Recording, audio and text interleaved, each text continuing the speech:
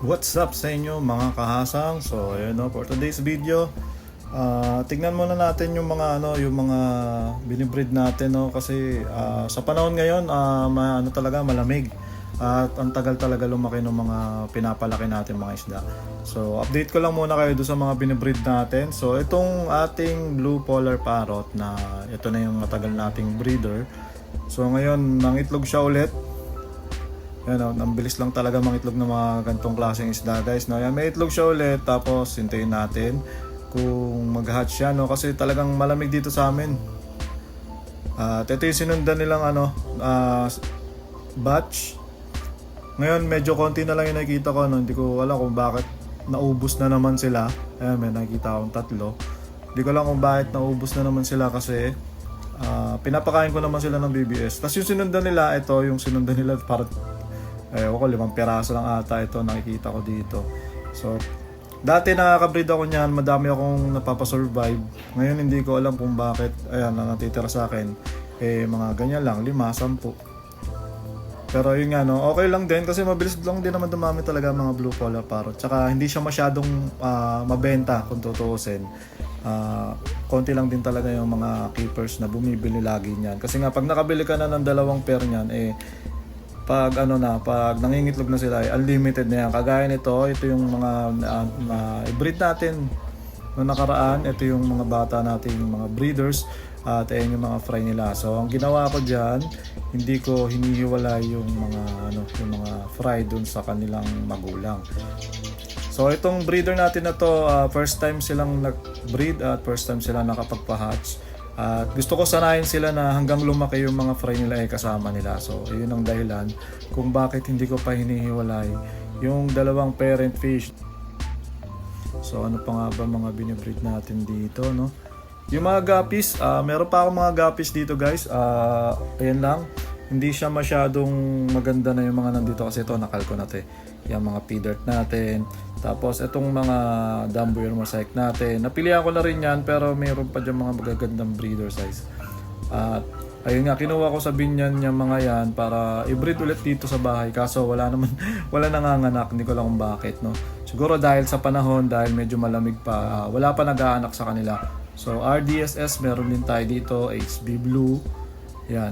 Meron pa akong mga konting mga guppies dito na pinaparami ko pa rin kahit papaano no kasi may mga bumibili pa rin naman yan do hindi na kasing lakas talaga ng dati pero meron pa rin talagang naghahanap. So albino full platinum yan, kung nakikita nyo may isang batch tayo dyan na napakatagal lumaki. Siguro 2 months na to. 2 months o mahigit 2 months na yan pero ang liliit pa rin nila, mukha pa rin silang fry yung iba na maliit pa rin talaga. Ang lamig talaga kasi dito sa GMA Cavite, medyo bundok to. From San Pedro, pag tinanaw mo yung GMA, bundok talaga. So yung temperature dito talagang malamig compare sa NCR, compare sa Labang, mga ganyan. Talagang malamig. So ayun, meron pa tayong tuxedo ko. Ito, hindi ko na rin to paparamihin siguro. Mga napili ko na rin yan pero parang ayoko na rin ng quality. Tapos yun, nagtira pa nga pala ako dito ng yellow platinum balloon molly. At yan yung natira at meron na ako nakikitang fry. Yan, meron na ako nakikitang fry. So unti-unti dumadami ulit sila. Pero mas mabagal talagang dumami yung mga molly pag ganito klaseng setup. So dito naman tayo sa ating PKBM no. Yung PKBM natin, ito yung inuwi ko dito. Naglagay ako ng 4 na maganda dito sa harapan kasi gusto ko nakita sila. So yun, may nakita ang fry. Ayan, parang 1 peraso. 1 o 2 yan nakita ko dyan nung nakaraan. So nilalagay ko dito yung nakukyutan ako. Kasi yung iba diba nilagay natin sa tab. Silipin natin yon. Pero dito nga naglagay ako ng 2 pairs at tinitignan-tignan ko yan pag gusto ko makakita ng PKBM. So ayun lang naman yung mga molly natin. Yung sa mga flower natin no, sabi ko nga sa inyo noong nakaraan, bibigay ko na tong malaking to pero hindi pa rin kinukuha. Tapos yung ating NMAX, yan medyo wala sa kondisyon no dahil nga ayun pa rin ang reason, malamig. Tapos yung mga growouts natin, yan, yung mga pinapalaki natin mga fry, medyo slow silang lumaki yung growth nila. Dahil yun lang naman talaga ang dahilan. No? Pag malamig kasi, hindi sila masyadong kumakain, hindi mo naman pwedeng bombahin ng pagkain yan. Dahil pwede silang magkasakit o mamatay. So, dahil mahina sila kumain, mabagal metabolism, yung growth nila mabagal. So, ganun talaga ang mga isda natin sa mga ganitong klaseng panahon. Minsan yan, lalo na yung flowerhorn na nawawala sa kondisyon yan pag malamig. Yung iba nag-heater, so ako hindi ko kayang lagyan heater lahat yan. Ang dami slots niyan, so medyo malakas sa kuryente, mahal yung heater. Kung 2-3 lang ang flowerhorn mo, 2 o 3 lang ang tanks mo, okay pa yon, kaya pa nating yan. Pero yung ganito kadaming slots, mahirap talaga. So nandito naman tayo sa likod, update ko na lang muna kayo sa mga breeders natin. Yung flowerhorn natin na breeder, itong Metal Storm natin, medyo pinapahinga ko lang. Siguro next week pwede na natin ulit isa lang yan. Tingnan natin kung makakabuo ulit tayo ng HB12. So ito yung nanay ng HB12. Ayan, medyo malusog na siya ngayon at pwede na siguro isa lang yan next week. Try ulit natin, no? Tapos yung huling na-breed natin, di ba, nag-wigglers na nga. Ito, nalusaw din siya, no? Dahil sa yun pa rin naman ang ang reason, medyo malamig. Nakikita niyo may mga heater ako diyan.